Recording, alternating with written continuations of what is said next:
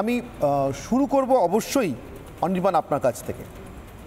এই সাম্প্রতিক সমীক্ষাগুলোর কথা আমি বলছিলাম, তাতে vote percentage swing, pro incumbency swing, একটা নতুন শব্দ সেফোলজিস্টরাও বলছেন, সেটা যদি নরেন্দ্র মোদীর পক্ষে যায়ও গোটা দেশ জুড়ে, পশ্চিমবঙ্গে সেটা কিভাবে নরেন্দ্র মোদীর পক্ষে যেতে পারে, আদৌ পারে আপনারা মনে করছেন কিনা তৃণমূল সমর্থক যারা?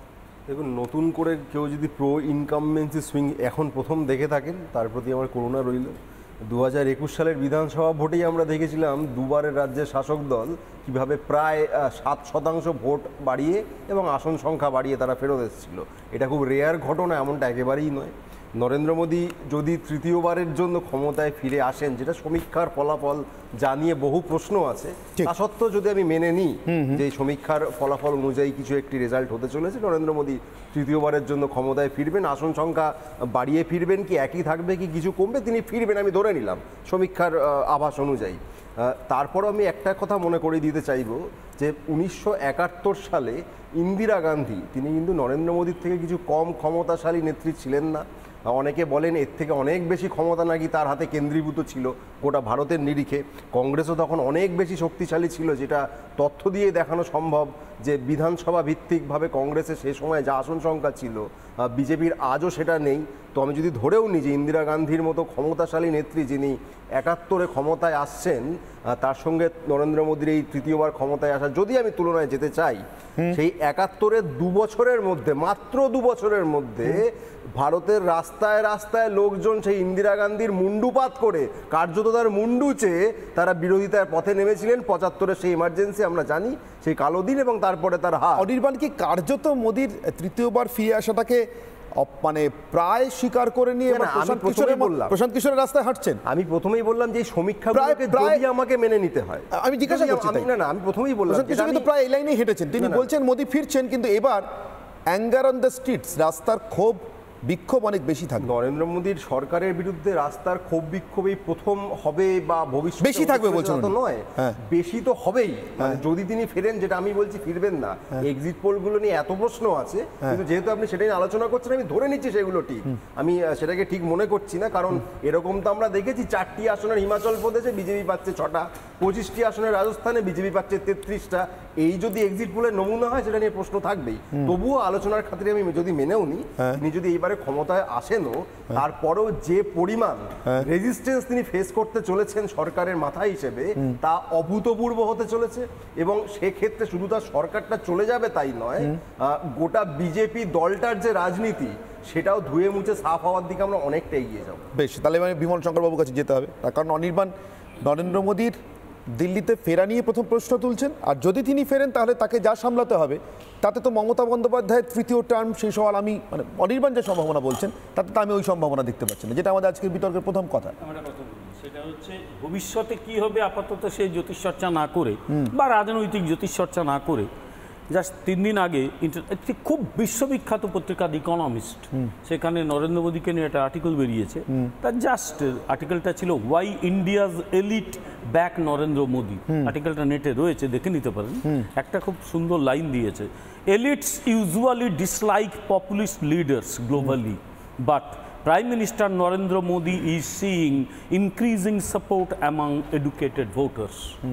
মোদির সমর্থন বাড়ছে। কেন বাড়ছে, তার অনেকগুলো কারণ আছে। তার আগে আমারই পরিচিত একজন খুব কট্টর বামপন্থী নেতা, এটা আমার দেওয়া সাপ্লাই মানে তথ্য, আপনারা মানতে পারেন নাও মানতে পারেন, কয়েকদিন আগে জাস্ট চা খেতে খেতে কথা হয়েছিল, দেখুন আমি বামপন্থী আছি, থাকবো, কিন্তু আমি বিশ্বাস করি সব মানুষ পৃথিবী থেকে চলে যায়, কেউ তো পৃথিবীতে চিরদিন থাকে না।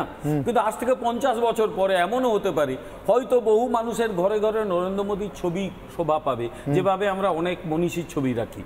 একজন বামপন্থী নেতা, আমি আমার বলে আপনি বিশ্বাস নাও করতে পারেন, you have got every right not to trust me. আমার কথা হচ্ছে নরেন্দ্র মোদী ঠিক কি এমন করেছেন যে সবাই নরেন্দ্র মোদী করছে, একজন অকংগ্রেসী নেতা থার্ড টার্মে অনেক বেশি আসন নিয়ে আসতে চলেছেন। যে যাই এক্সিট পোলকে সন্দেহ করুক, এই এক্সিট পোল যদি আজকে দেখাতো যে আমরা 165 পাচ্ছি আর মানে ইন্ডিয়া অ্যালায়েন্স 365 পাচ্ছে, এই কথাগুলো থাকতো কি? থাকতো না। সুতরাং এক্সিট পোল যারা বিশ্ববিখ্যাত জনমত সমীক্ষক গোষ্ঠী, আমি তাদের বক্তব্য মেনে নিচ্ছি। আসলে নরেন্দ্র মোদী কতগুলো জিনিস আমাদের দিয়েছেন। একটা রাষ্ট্রের মানুষজন মাথা উঁচু করে বলতে পারবে, হ্যাঁ আমি ভারতবাসী, হ্যাঁ আমি হিন্দু। একজন মুসলিমও বলতে পারি আমি মুসলিম, কিন্তু আমি হিন্দু বলতে পারি আমি হিন্দু। মাথা উঁচু করে এই দেশে আজ অবধি বললে তাকে অনেক রকম সামাজিক বোধ এর মধ্যে পড়তে হতো। নরেন্দ্র মোদী কিন্তু দেশটাকে মাথা উঁচু করে বাঁচতে শিখিয়েছেন। এটার প্রভাব পশ্চিমবঙ্গে আসবে আপনার মনে হয়? আসবে। আমি যে আর প্রশ্নটা দ্বিতীয় করছি। অনেকগুলো আসবে। দ্বিতীয়, নির্মোহভাবে প্রশাসন পরিচালনা। আজ 10 বছর ধরে সরকার চালাচ্ছেন, বের করে দিন একটা কোনো প্রমাণযোগ্য দুর্নীতি হয়েছে। কিছু অনেক অভিযোগ হয়েছিল। গত 2019 সালে কংগ্রেসের নেতা বলেছিলেন চৌকিদার চোর হয়ে নিজে কোথায় হাওয়া হয়ে গেছেন কেউ জানে না। এবারে কংগ্রেস আবার থার্ড টার্ম এমনও হতে পারে 50টা আসন নাও পেতে পারে, 55টা আসন নাও পেতে পারে। একটা কোনো দুর্নীতির অভিযোগ নেই। আর পশ্চিমবাংলায় এটা ঠিকই নেতৃত্ব হিসেবে মমতা ব্যানার্জির যে উত্থান ঘটেছিল, আমি জাস্ট 2-3টে লাইন বলবো। আমরা সকলেই আশা করেছিলাম যে পশ্চিমবাংলার নতুন কোনো নেতৃত্ব পাচ্ছে, কিন্তু আমরা বুঝে গেলাম যে স্ট্রিট ফাইট করা এক, আর প্রশাসন পরিচালনা নির্মোহভাবে আর এক। ফলে প্রশাসন পরিচালনায় কি হলো? দুর্নীতি এলো, চাকরি বিক্রি এলো, যত রকমের অপদার্থতা সব চোখের সামনে প্রকট হলো। বোঝাই যাচ্ছে যে এরা যারা প্রশাসন চালাচ্ছে সে প্রশাসন চালাতেই জানে না। Just they don't have any idea how to run public administration. সেটা বুঝতে পারলাম। থার্ড, মোদি, যেটা আমি অনির্বাণকে একদম তীব্র বিরোধিতা করব, ইন্দিরা গান্ধী ক্ষমতা কেন্দ্রীভূত করেছিলেন, মোদি ক্ষমতা কেন্দ্রীভূত করেননি। তিনি জানেন কিভাবে ক্ষমতাগুলো বিকেন্দ্রীভূত করতে হয়। এবং যার জন্য নির্মাল্যদার প্রশ্নটা আবার করতে হবে। আমি আমার মত বলছি তো ইন্দিরা গান্ধীর মতো স্থাবক পরিবৃত হয়ে মোদি থাকেন না। মোদি জানেন তার পজিশনটা কি, মোদি জানেন কিভাবে দেশকে নিয়ে যেতে হয়। ন্যাচারালি আমার একটা যারা করে তারা মোদির কাছে ঠাঁই পায় না। আমার একটাই কৌতূহল, 1982 আগে গান্ধীজির নাম ভারত বা গোটা বিশ্ব জানতো কিনা? আচ্ছা, জানতো কিনা? হ্যাঁ বা না? আমি উত্তর দিচ্ছি। মোদির নাম মোদি না গান্ধীজি। গান্ধীজি গান্ধীর নাম জানবে না কেন? গান্ধীর নাম জানবে না কেন? মিথ্যা কথা বলে না, মোদিজি মিথ্যা কথা বলেননি। মোদির কথা কেন কদর্য করলে কি করে? পুরোটা দেখানো হোক, তারপরে আমি উত্তর। মোদি যা যা বলেছেন একটা লাইন বেছে নয়, একটা লাইন বেছে নয়, পুরোটা শোনাতে বলেছেন। না না, একটা লাইন বেছে নয়, পুরোটা শোনাতে বলেছেন যে সিনেমা তৈরি হওয়ার আগে গান্ধীজি ওটা সিনেমা থেকে লাস্ট যেটা, এই স্থাবকতা না মানুষকে অনেক খারাপ জায়গায় নিয়ে যায়। স্থাবক পরিবৃত হয়ে থাকা, যেটা এই পশ্চিমবাংলা তৃণমূল কংগ্রেসের হয়েছে। এই তৃণমূল কংগ্রেসের যারা সরকার চালাচ্ছে তাদের হয়েছে। তারা কিচ্ছু মাটির খবর রাখে না, বা রাখলেও আর কিচ্ছু করার নেই। নরেন্দ্র মোদী এদের তুলনায় অনেক অনেক আলাদা। একটু শিখলে নরেন্দ্র মোদীর কাছ থেকে ভালো করতো। কিন্তু আবার আমি বলছি, তাদের শেখাবেন আপনি, এই ছাত্রদের আপনি শেখাবেন। অপগণ্ডতার একটা সীমা তো আছে।